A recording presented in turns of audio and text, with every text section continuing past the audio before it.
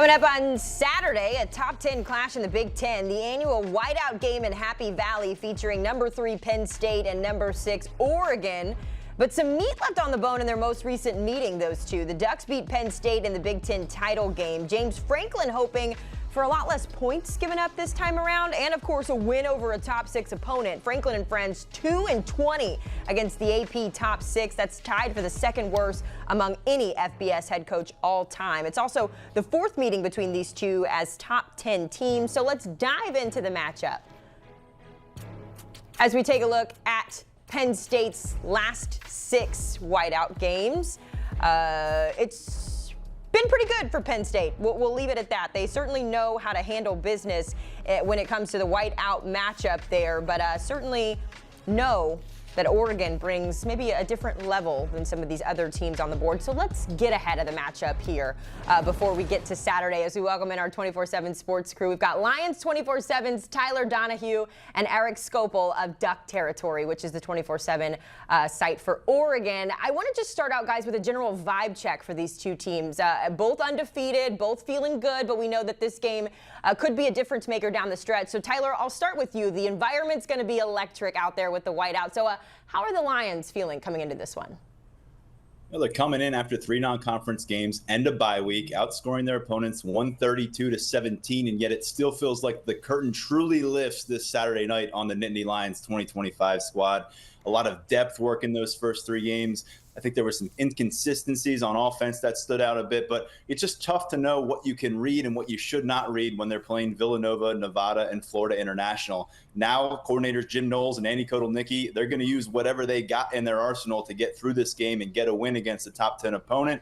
The energy around this campus right now is electric. James Franklin not only called for this to be an atmosphere unlike any other, but he said he wants it to be obvious to everyone watching from their television sets that this is the most intimidating environment in college football. So we'll see what kind of a buzzsaw atmosphere awaits Oregon in Beaver Stadium. But I think we're all very curious what Penn State looks like. National championship ambitions. Many people who've covered this team longer than I have said this is the closest things have looked to the 1994 unbeaten season. And yet we still have a lot of things to check off that list over those next 60 minutes of action.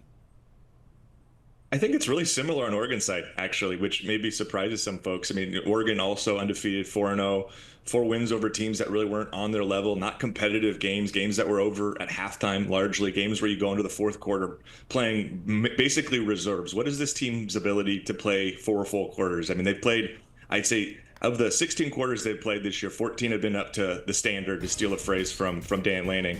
They played well on both sides of the football. They've been good on special teams. A couple quarters you can kind of nitpick, and it's kind of been nitpick season over on Duck Territory from an Oregon perspective. Like, what is this team really? What will they look like? And everything kind of, I guess, working towards this game with Penn State, which, as we know, is a top 6 matchup, a huge game for early Big Ten title race. And I think, from an Oregon perspective, it's, hey, let's prove we can take the show on the road. They've been on the road once this year, Big Ten opener at Northwestern, but that was played at a kind of makeshift environment. Northwestern's in the process of building a new stadium. I think 15,000 was like the max capacity there. That's a little bit bigger at Beaver Stadium, and it's going to be interesting to see what this Oregon team looks like on that game. James Franklin said earlier this week that they have to come out in attack mode if they're going to keep up with Oregon. And really, to your point, the rowdy environment that the fans are going to create here. And so, Tyler, obviously we've all heard this narrative, right, about James Franklin not winning the big game. He can't take down the top teams. But when you look at the record, he's 2-20. I mentioned it earlier. When it comes to beating the AP top 6, his quarterback, Drew Aller, also has struggled to meet the moment. So what's it going to take to shut down that conversation? What are the keys to success for Penn State? Yeah, an 8-game losing streak to Ohio State has stacked up some of those losses for sure. But as you look ahead to this game, I think the fast start, like you said, not just because last time these two teams played, it was 28-10, Oregon leading in the 2nd quarter. That left Penn State fighting out of a hole for the remainder of its Big Ten championship appearance in Indianapolis. Ended up an 8-point deficit at the end, but Penn State was trying to overcome that the rest of the way. I think the important thing here is you don't want to squander this amazing opportunity to have 109, 110,000 people in the stadium, standing on their feet, shouting, hoping this is a breakthrough moment for Penn State and James Franklin. You fall behind, you look sloppy early, you look a little slow early. That crowd can start to lose its energy. They can start to lose its edge, and all of a sudden Oregon feels a little bit more confident. So I think that's worth watching. Last time around, Penn State, their comeback was led on the ground. You don't think of an 18-point deficit, let's go to the ground to make up that. But they went for almost 300 rushing yards against Oregon. That was not the Ducks' best day defensively. I think there's still questions about Oregon's ability to stop this offensive line, to stop this rushing attack. To me, that's the lead point for Penn State's offense. I know Drew Allard, the senior quarterback, 34th career start, is going to be in the limelight here, but I think Katron Allen, Nick Singleton in the backfield. Allen's been running like a madman, really going back to that Oregon game. So can you build confidence through the ground and then maybe have some confidence inducing open plays through the pass game based off of that? And I think ultimately, can they get Dante Moore uncomfortable? He's a former 5-star recruit. He's had success thus far as Oregon starter, but Penn State has the ability to punish players in the pocket. We've seen it in some big settings, especially with help from the crowd in Beaver Stadium. Denai Dennis Sutton is the heavyweight, big name on the defensive line. He's got All-American potential at defensive end, but keep an eye on true freshman edge rusher Chaz Coleman. Really turned a lot of heads during preseason camp and then did it again in non-conference play. He's a guy who could be built for this moment and flash as that next big edge rusher from the Nittany Lions. You know, I think Tyler hit on one of my big question marks right at the end there is the Dante Moore factor here. We've seen him be extremely impressive through 4 starts. I think ahead of expectation, ahead of what a lot of people thought he would be, considering at UCLA was a little up and down. And he took a year, not away from football, but where he wasn't the starter last year to kind of learn. And I think that's done him really well. He's been incredibly efficient. He's been incredibly impressive in terms of the decision making. I think that was one of the big concerns when he was with the Bruins. Frankly, it's why he lost the job, was unable to avoid throwing the football to the other football team, you know, and right now 11 touchdowns, 1 reception, super impressive. He's also done that largely at home. And like I mentioned earlier, at a setting that was kind of stilted, wasn't a whole lot of environment. That's going to be very different on Saturday. How does he handle that? How does the crowd noise impact a young quarterback? And then frankly, how do they protect him? That's been another part. A lot of those passes downfield, a lot of that success has been with a lot of protection, a lot of time to kind of make the decisions, go through the reads. As Tyler alluded to, this is going to be a totally different challenge from that regard too, with, you know, not only Denai Dennis Sutton coming off the edge, but a lot of other players for Penn State. So I think offensively, you're going to have to be multifaceted. I don't know if you can expect the run game to be as prolific as it's been early on in the season against this Penn State rush defense. And so that's going to put a lot of pressure on Dante Moore, a young quarterback who has all the pedigree and talent in the world to win a football game like this, but just frankly hasn't been in a spot with Oregon to do so.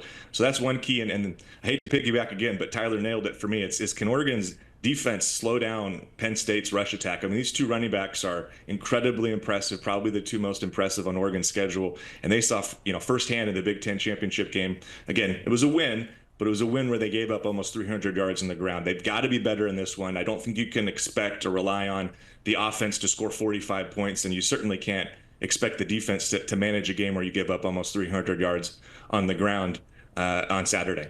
You partner that with the fact that Oregon's won 22 straight regular season games, and it's pretty impressive what the Ducks are doing. But Tyler, to your point, Penn State as well comes into this one with a lot of firepower. So going to be interesting to see who comes out on top in this one, which leads me to my final question for you both. Someone has got to win this one. Last year in the Big Ten title game, it was Oregon. Erik, I'll come to you first here. Who wins this one come Saturday? Yeah, I'm not going to make fans with the Oregon fan base. I'm leaning slight edge Penn State here. I think it's really hard to, we've been talking to Tyler this week multiple times on our podcast. It's really hard to kind of find differentiators in terms of these 2 teams based upon what we've seen through 3 or 4 games. There's just not a lot on film against quality opponents. And so it's hard for me to suggest this young Oregon team. And I mentioned Dante Moore, his youth. It's a team that also starts 3 freshmen on defense, starts a lot of younger players on offense. It's hard for me to expect that they're going to come out and play their very best game in this environment. I may well be forced to eat my words come Saturday night, but I've got Penn State winning 27-24 in a really close competitive game that I think ends up being encouraging for both teams, but maybe a little more encouraging for the home one. I'm going to agree with Erik in terms of the score. I got 27-24 Penn State. I think that ultimately I'm a believer in what the whiteout can do for an opponent and how it can make them kind of experience things differently early on in a game. I've seen probably 10 or a dozen of these at this point, and it does shake up even really strong teams, highly ranked teams come in here, and it takes a little time to find their footing. I think that's particularly notable with an Oregon squad that had to replace starters across the board, certainly more than Penn State had to do coming off of a Big Ten championship appearance last year. The new quarterback factor, I think, is worth noting. If Dante Moore can get comfortable later, that's great, but if you can keep him off track early with the sound, with the defense, I think we have to note Jim Knowles had two very different experiences as defensive coordinator against Oregon last year. Gave up a lot of points in the first game, a loss on the road with Ohio State, and then he really shut down Dillon Gabriel and the Oregon offensive attack out of the Rose Bowl in the playoff matchup. So I think Jim Knowles has really brought a lot of what he learned from those experiences to this locker room, to his defense. And ultimately, I think Penn State is going to have the ability to run the ball, maybe not to the tune of almost 300 rushing yards, but enough to take some heat off Drew Aller, get to the finish line. And I'll point to special teams as well. It's been a stock-up unit for Penn State, from their place kicker Ryan Barker to their punter Gabe Nuoso to the return game with Devontae Ross at punt returner. I think that could be a really differentiating factor as this game goes. Maybe it's a play or two that makes the difference in a 3-point win. Keep our eye on special teams in this one. Penn State is slightly favored at 3.5, but either way, we will see it get underway on CBS later this week. Guys, we certainly appreciate the time and the insight, and we look forward to your coverage from Happy Valley, 7:30 Eastern. Before that one, don't miss the big one on CBS, our big-time game of the week featuring #1 Ohio State hitting the road to take on the Washington Huskies, 3:30 Eastern on CBS. The Buckeyes have dominated this matchup. 5-1, they lead the series. And last time out, 2018, the Rose Bowl in Urban Meyer's final game as head coach. You can catch Gary Danielson, Brad Nessler, and Jenny Dell on the call, 3:30 Eastern on CBS and streaming on Paramount+.